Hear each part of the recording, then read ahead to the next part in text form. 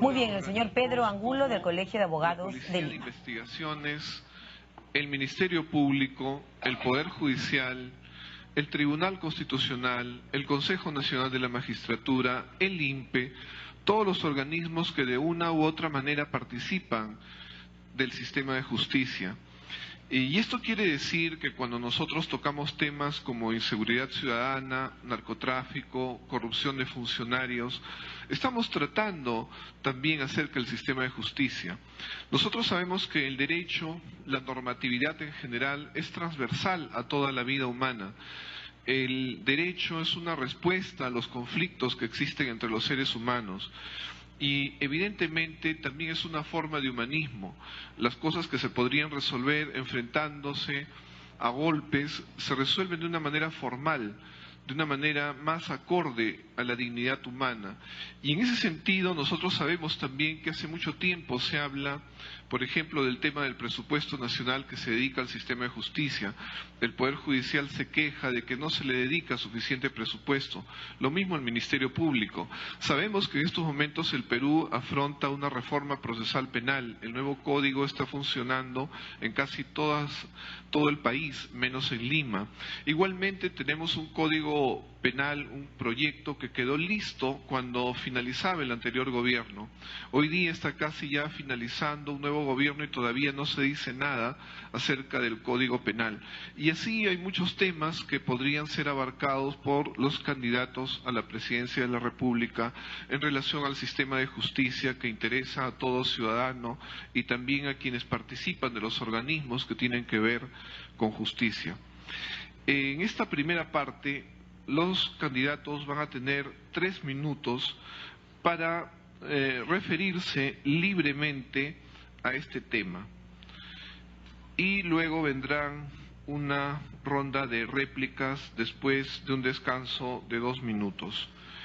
En principio, para abordar sobre el sistema de justicia, tendrá 3 minutos Verónica Mendoza.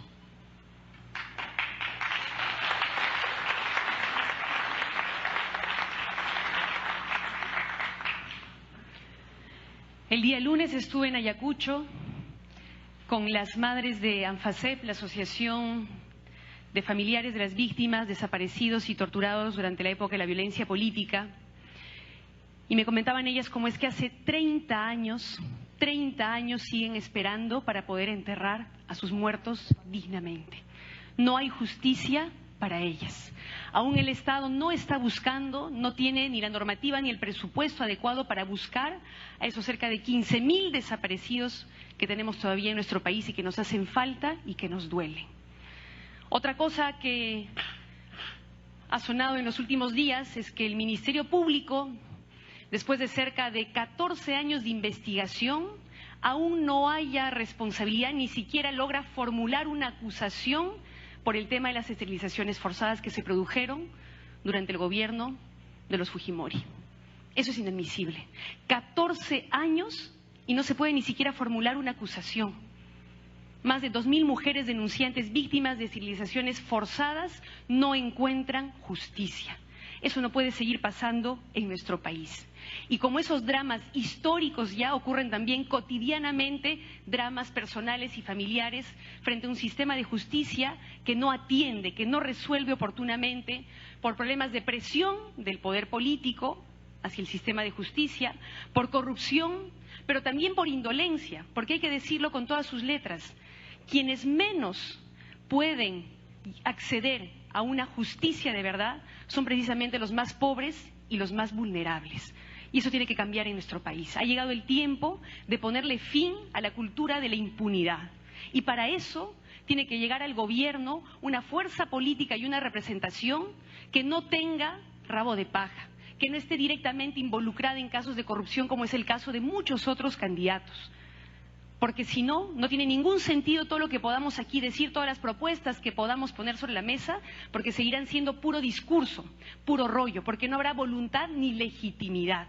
Legitimidad que es fundamental para impulsar desde un gobierno verdaderamente democrático, un acuerdo político que convoque a las distintas fuerzas políticas, a los distintos sectores y poderes del Estado, para que, respetando las autonomías correspondientes, se impulse esa reforma profunda que necesitamos en nuestro sistema de justicia. Un sistema de justicia que tiene que cambiar radical y profundamente. Y que pasa a veces por medidas muy simples y muy concretas, pero que nadie se atreve a implementar. Como, por ejemplo, garantizar que ningún juez, ningún fiscal esté inscrito formalmente en un partido político, como ocurre muchas veces el día de hoy. O como, por ejemplo, promover una reforma de la manera como se elige el Consejo Nacional de la Magistratura, que debe ser elegido mucho más democrática y transparentemente. Muchas gracias.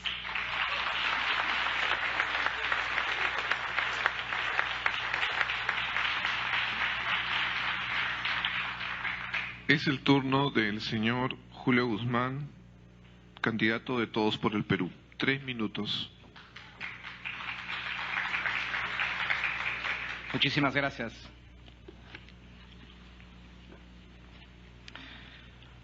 Poder ser libres también significa tener justicia. Esto está claro. Y yo en distintas presentaciones he hablado de todas esas grandes reformas que hay que hacer para tener justicia en el país. El Consejo Nacional de la Magistratura, cambios en las normas para que los fiscales sean más independientes, la selección de nuestros jueces y nuestros fiscales, etcétera, etcétera, etcétera. Los procedimientos, la infraestructura, las normas, todo es importante. Pero tan importante como eso es la administración de justicia en los ciudadanos de a pie, en el día a día. ¿Qué es lo que más sufren?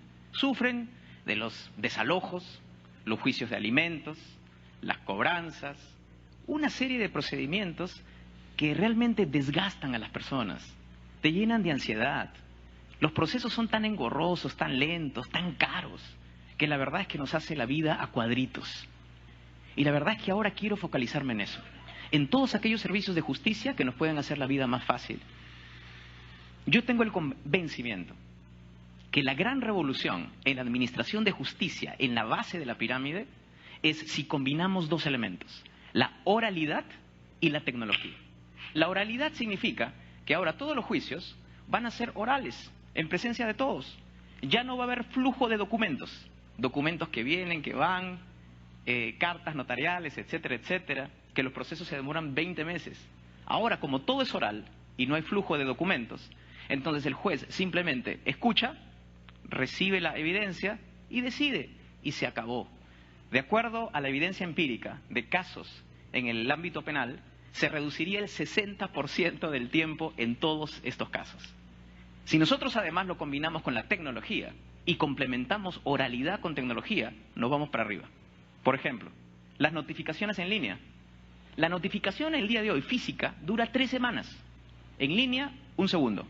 Se acabó. El uso de la firma electrónica, por ejemplo. 5 días para que firmes, notarices, todo lo demás. Hoy día, firma electrónica, 5 minutos. Y lo otro es el expediente digital. La posibilidad es que todos los documentos estén digitalizados en un solo expediente. Desde la investigación, en la Policía Nacional, el Ministerio Público, el Poder Judicial. ¿Cuánto cuesta todo eso? 350 millones de dólares, porque los estudios ya están hechos. Y se puede hacer en 5 años. En 5 años tendríamos una administración de justicia en todos esos casos que liberaría un montón de grasa y penas a los ciudadanos. 20 segundos. ¿Saben cuánto gasta el Estado en papeles y en alquiler de locales para guardar esos papeles? 10 millones de dólares al año. Todo el ahorro del Estado, todo el bienestar de la nación que pudiera hacerse si es que este proyecto fuera una realidad. ¿Qué falta? Voluntad política y además a todo el mundo le conviene que esto sea engorroso por la corrupción. Muchísimas gracias.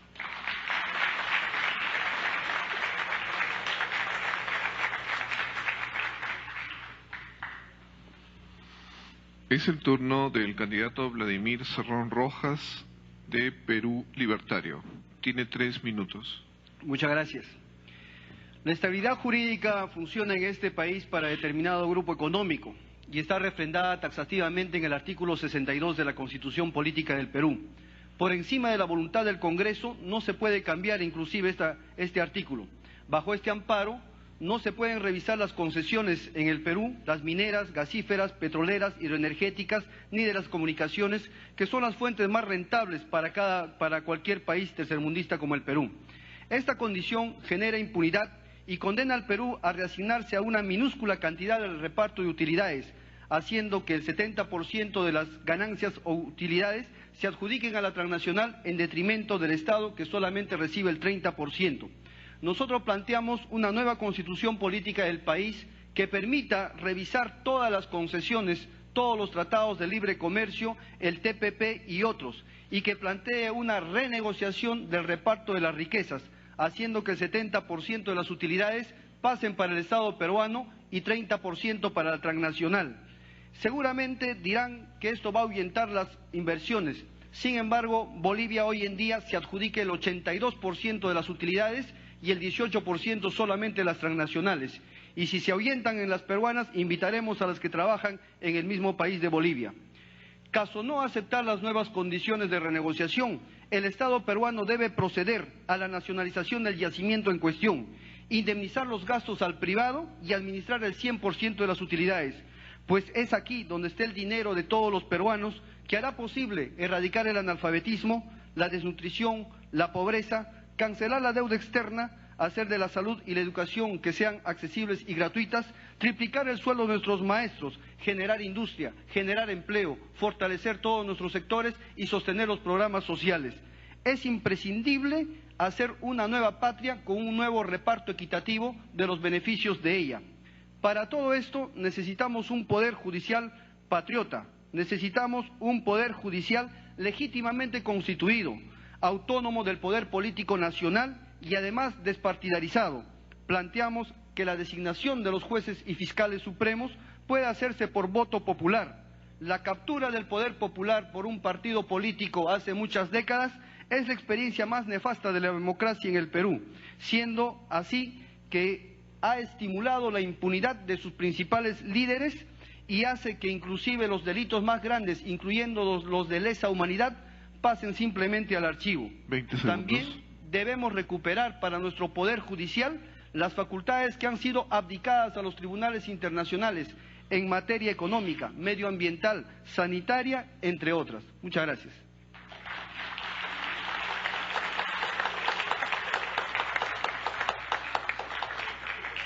Es el turno del candidato Gregorio Santos Guerrero de Democracia Directa. Tiene 3 minutos.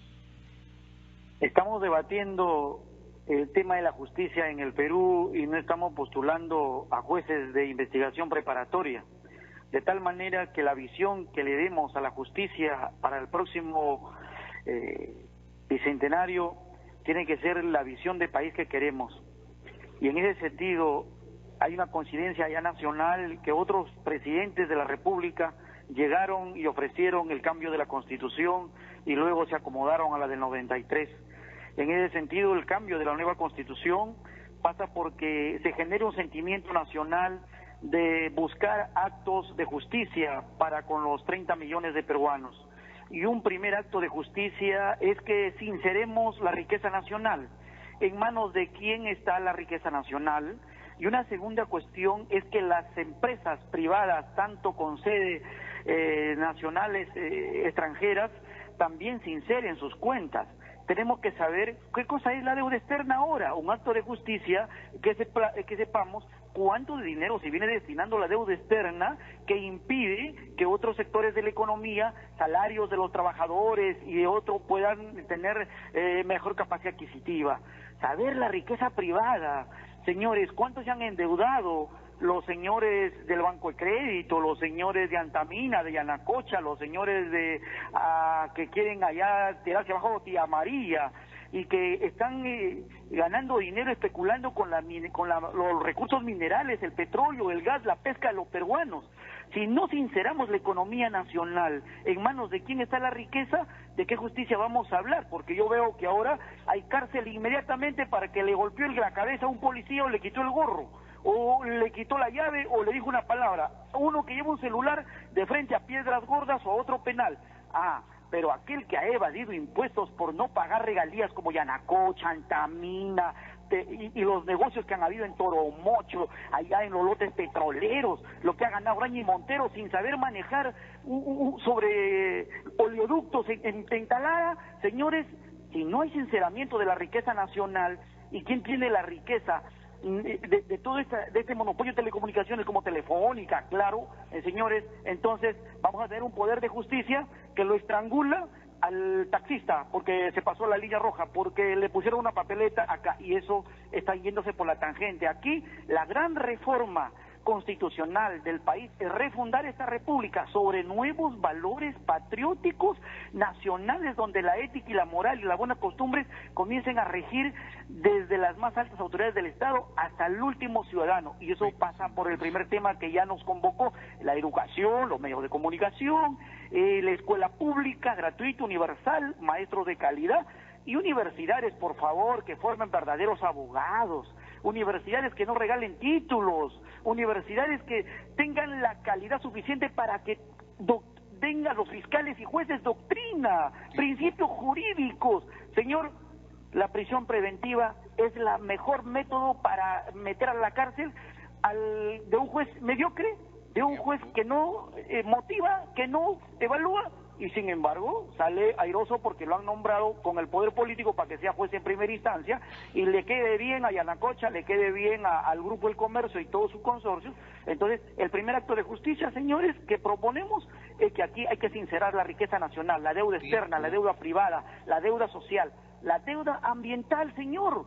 ¿Cuántos billones de dólares le cuesta al Perú, o le va a costar los próximos años, los grandes desiertos andinos con hectáreas y miles de hectáreas con cianuro del cobre o del oro y de los minerales tratados, que nadie se va a hacer responsable? O los puertos donde se está haciendo exploración petrolera. De tal manera que para nosotros esta propuesta de una reforma estructural del sistema económico-social no va a dar lugar a esto.